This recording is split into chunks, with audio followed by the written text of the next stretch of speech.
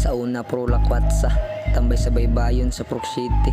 Walay klarong tumong, sige ragkatawa, mutag hantod gabi barkada permi kuyog, waka na huna sa kagmaon.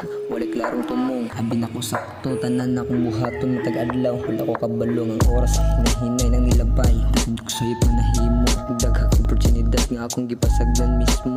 Nakadungog ko daghang istorya uban sa tao pagsaway, pero gilapos ra na ako sa kasdunggan. Gihimo na kong gas ang ilang mga istorya, untod na abot ang adlaw nga natauhan ko nga akong pirmi ra ko tambay.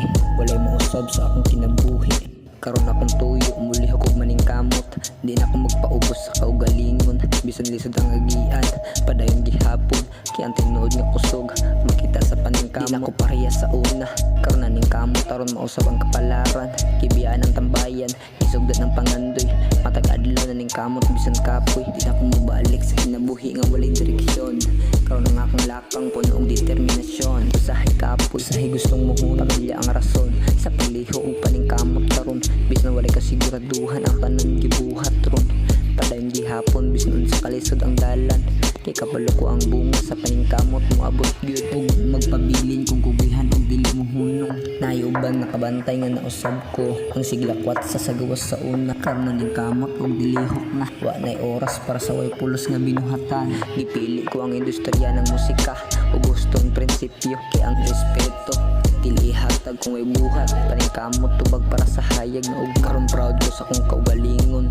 Bisan hinay ang lakang basta padayon, di ko mahadlok magsugod pag-usap.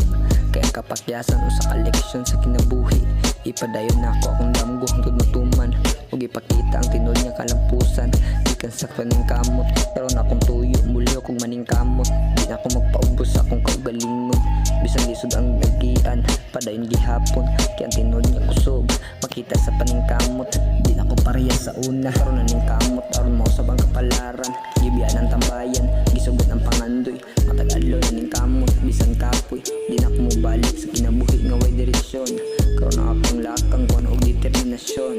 Di na jud ko mobalik sa kinabuhi nga way plano ug way kahaya. Karon akong pangandoy may akong giapas, bisan kapoy padayon gihapon hangtod sa katapusan. Kay ang tawo mausab kung tinuod ang tinguha ug ang paningkamot may dalan padulong sa kalampusan. Karon akong tuyo muli kog maningkamot, di na ako magpaubos sa kaugalingon, bisan lisod ang agian padayon gihapon. Kay ang tinuod nga kusog makita sa paningkamot. Di na ko pareha sa una, karon na ning kamot aron mausab ang kapalaran.